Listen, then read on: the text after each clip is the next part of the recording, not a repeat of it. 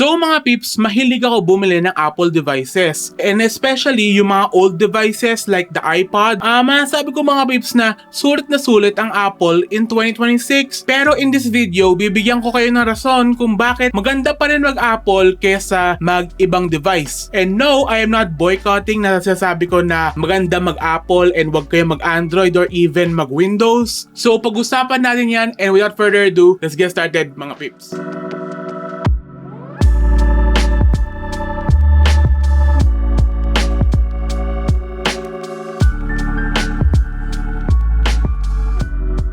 So I love the Apple ecosystem, especially yung mga iPhone and yung mga Mac. Kasi mga peeps, yung mga devices na yun ay tumatagal. Hindi siya tulad ng Android na matagal, like 3 updates lang, wala na. Itong Apple device, for example, yung iPhone 4S, nakailang major update yon. Masasabi ko na sulit ang Apple kasi kahit mahal siya compared sa Android device, mas tumatagal yun mga peeps. And the first thing na masasabi ko why I recommend buying an Apple product, it is because yung ecosystem niya.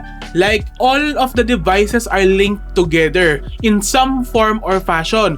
For example mga peeps, there is AirDrop which is sobrang useful pag gumagamit ka ng Mac. Well actually ngayon naka-Windows ako eh.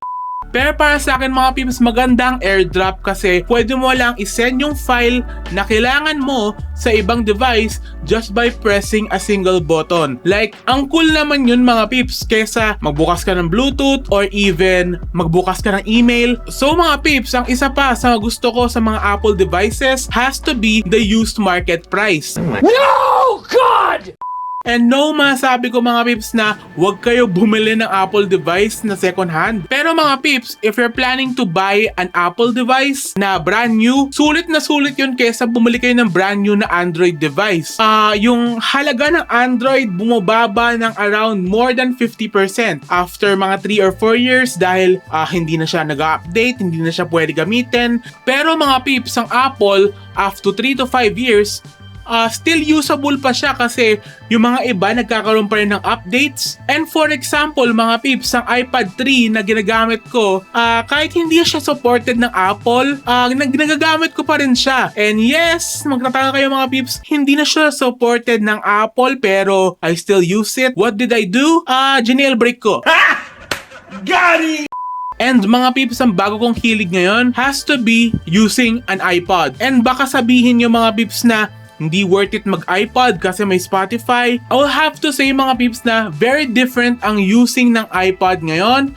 And mga peeps, masasabi ko, if you own an iPod, ibang-iba siya compared sa Spotify kasi basically you don't own the song. But I have to say mga peeps na isa din sa magandang reason na mag-iPod ngayon, it is because meron siyang modding community. You can like tweak the software, pwede mo lagyan ng SSD, pwede mo palitan ng shell. Sobrang maganda pa rin mga peeps gumamit ng iPod. If you're like one of those geeky person like me or even yung mga mahilig mag-tinker ng mga devices, ang Apple devices mga peeps, kahit under spec siya, hindi ganun kaganda ng camera compared sa ibang devices, I will have to say, sobrang tumatagal ang Apple devices kaysa sa ibang device na gamitin nyo. So if you own an old Windows device, after 3 to 5 years, hindi na siya masyado gagana. Pero i-compare mo siya sa MacBook or sa iMac or sa Mac Mini, mga ganon, mas tatagal pa yon. And no, not just because sinusupport ng Apple, meron naman mga peeps tulad ng OpenCore Legacy Patcher, which is a software hack na pwede mo i-run ang new software sa old Mac devices.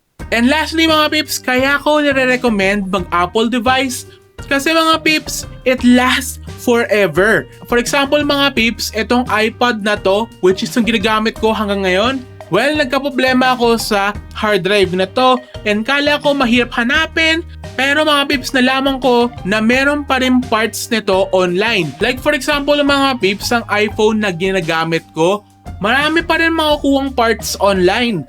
The only problem is, nilalock ng Apple ang iba't ibang features niya if you're using a non-genuine part. Pero mga peeps, yun talaga ang maganda sa Apple, which is yung service nila, kahit ang mahal ng service nila, mga peeps, sa iba't ibang devices, at least mga peeps, guaranteed na hindi sasabog ang phone mo. And alam ko, baka may magsabi na wala kaming pera pambili. It is my opinion, don't judge. So thank you very much for watching mga peeps. Like and subscribe, and thank you very much sa panonood hanggang sa dulo na ito. And peace out mga peeps. Bye.